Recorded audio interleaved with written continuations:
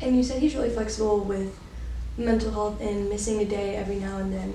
What about, like, are you in any clubs at school? Yeah, I am. I'm in Y Club, and that's with. Yeah, I'm in Y Club. I'm also in On the Record, which is a magazine run out of my school for the youth of Louisville by the youth of Louisville, and yeah, so I have two clubs that I'm in right now. And how often do you have to miss practice for those? For On the Record, it's basically every Wednesday, unless I have like an important meet or an important practice that I have to get done. Then I will miss On the Record for practice, and he is flexible with that. But like I said before, he also expects that you're able to come to practices and that you've made a commitment to cross country, and so you should be at cross country. But with Y Club, their attendance is a little more flexible, and so, but those are on Thursdays, and if I missed every Wednesday and Thursday of practices, then I would be missing a giant chunk of practices, and I'd be missing very key workouts and important workouts preparing us for meets and like state and regionals and such. And so, while he is flexible about that, he also expects that as much as you are able to go to those, that you're also able to go to practice. But yeah, I'd say that he is very understanding that manual students have a lot on their plate, and that we have different clubs and different activities that we're doing inside of school and outside of school as well. So, like, you have to keep your priorities very much in line. So what do you think, including your clubs and sleep and cross country, like what would kind of be your order of priorities? I mean, obviously, I agree with my coach. Being healthy is definitely first on my list. But from there, it's kind of hard to rank them, but I'd say schoolwork then, because I agree with Holman as well, my coach, that I have to keep that in check too. But from there, cross country, I guess, would be very important to me. And then I guess I'd say On the Record and Y Club. But I mean, the last three, I guess their order kind of varies depending on the season. Like when it's in the middle of winter, my priority with cross country dies down because I'm not in cross country, and my priority with track also dies down because I have a period where I don't have to run, and then I can just take a break and rest for a while, and then I run on my own, and then that falls on to me to run and to do my workouts. But I'd say it's hard to rank them, but I definitely know that being healthy and getting my schoolwork done is definitely top on my list with not only me, but my coach and my club advisors, and everybody wants that to be the most important part. And what would you consider when you say being healthy? I would say getting sleep, eating good food and correct food, and really fueling my body, because running takes a lot out of you, especially with the seasons that we've had. It's been really hot, and so making sure that we're fueling ourselves and getting our calories and getting everything, intaking as much as we're putting out. And so I'd say that that's really important. But also just your mental health of keeping everything in check and making sure that you're comfortable with where you are, both in sports and in school and in clubs and everything. But yeah, that's what health means to me. But also in runs, if I'm injured, or if I'm maybe not feeling the run as much, or if I'm just really tired. Holman, our coach, he's really, I can't think of the right word, but he notices that very easily. And so he's really, really adamant on, if you are feeling really terrible, and it's not just I'm tired, but it's I hurt and this is a problem, and you want to talk to him about it, he's definitely open to that, and he's very, if you're feeling bad, stop running and just tell him, and then you'll work it out from there. But yeah, so health is just my overall mind and my body status, and making sure that I'm in check with it and that I know how I am. And have you ever had a time since like 5th grade when you started running, have you ever struggled with finding that spot for you? I say there was a period, I mean, in freshman year, I guess, I don't know if it was exactly health, but I wasn't happy with my times, and I was I was kind of upset, and it kind of transferred over into the very beginning of like track, which was indoor season, and I was upset, and Holman knew that, but he knows what he's doing, and he knows that my times were exactly where they needed to be, and they weren't bad at all, and he just really reassured me that I was on the right track, and so that really relieved me of a lot of stress. And then also, like I said, with cross country and track, that community aspect, and those people that are always there for you, reassuring me that I'm actually doing really well, and that I'm all right, and nothing's bad, and I'm healthy, and I'm not injured, and so it's okay. And for a quick moment in track season, I think I dealt with some knee pain, but I've been fairly lucky, knock on wood, that I haven't really faced an injury throughout from 5th grade to now, and that's something I'm really grateful for. And I mean, at the beginning of cross country and track, when I was in 5th, 6th, even 7th grade, I was not very good. I didn't have a lot of motivation. On days that we didn't have practice, I wouldn't run, because why would I run? Why would I suffer when I didn't have to? And I didn't really enjoy running. I just kept doing it because something told me that I had to. And I would consider myself, I was a slow kid. I really didn't care for the sport too much, but with, again, the community that I had, and my coach in middle school, and introducing me to Holman, I think the end of my 8th grade year, and really showing me that this is a sport that I could really like and I could really enjoy, and I ended up falling in love with the sport because it became up to me to work harder and to become better at it, and that was something that I could control and that I could take charge of.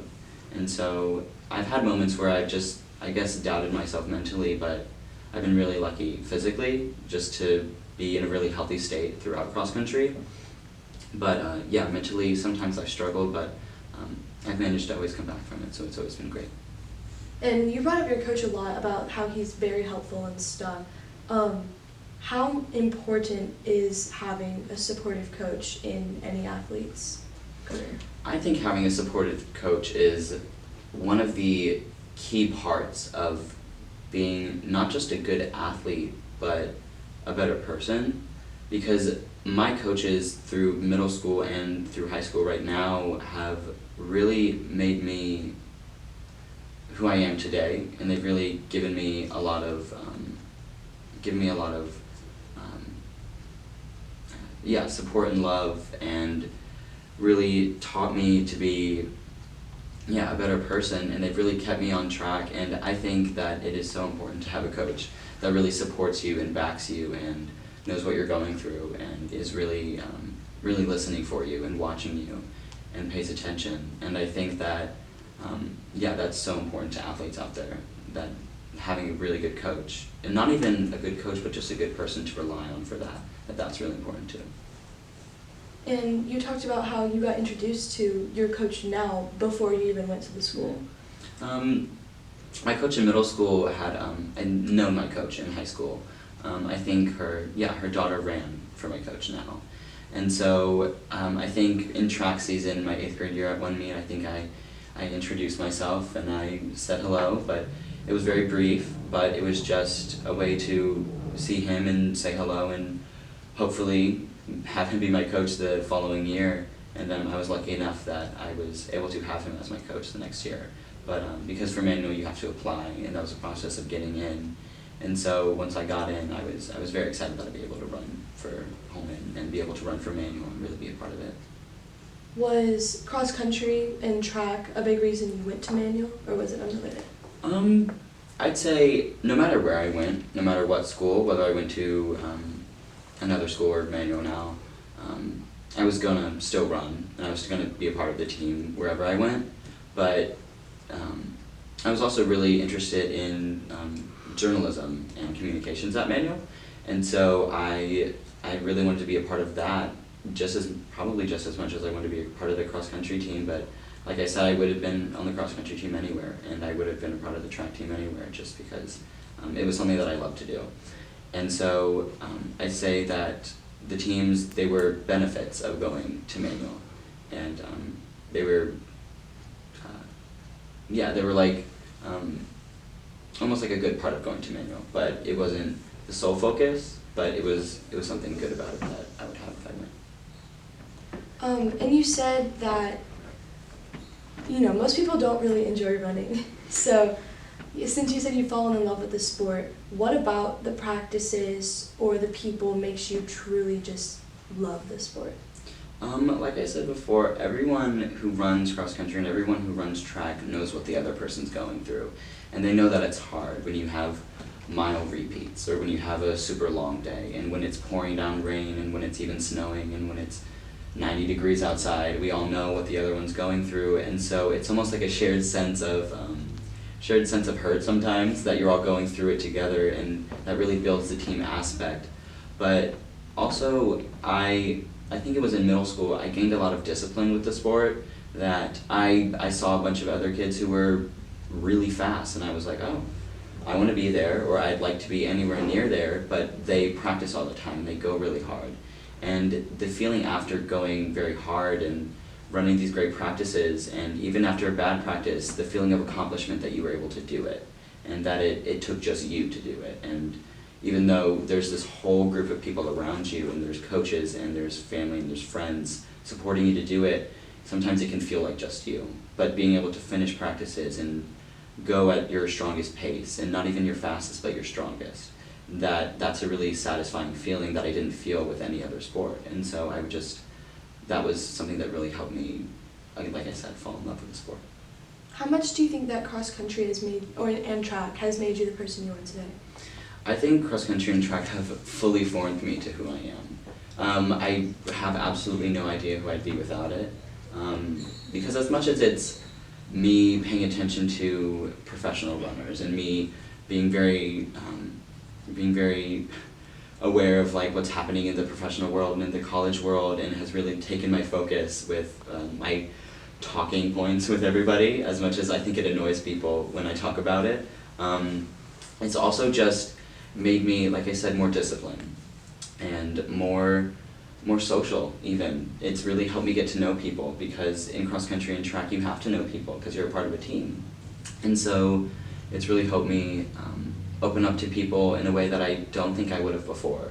And it's been a really great transition, and a really great thing to watch myself have, of going into kind of this shy guy into this, I'd say now, a pretty social guy.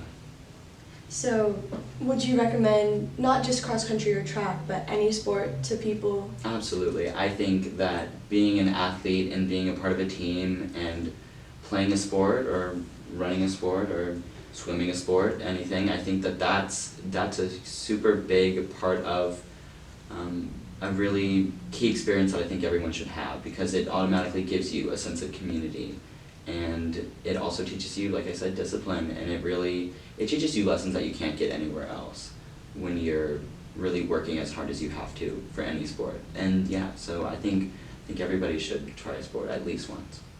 And for the people listening, what advice do you have for student athletes, or maybe like their parents or coaches, just about balancing everything that you have to balance with a sport?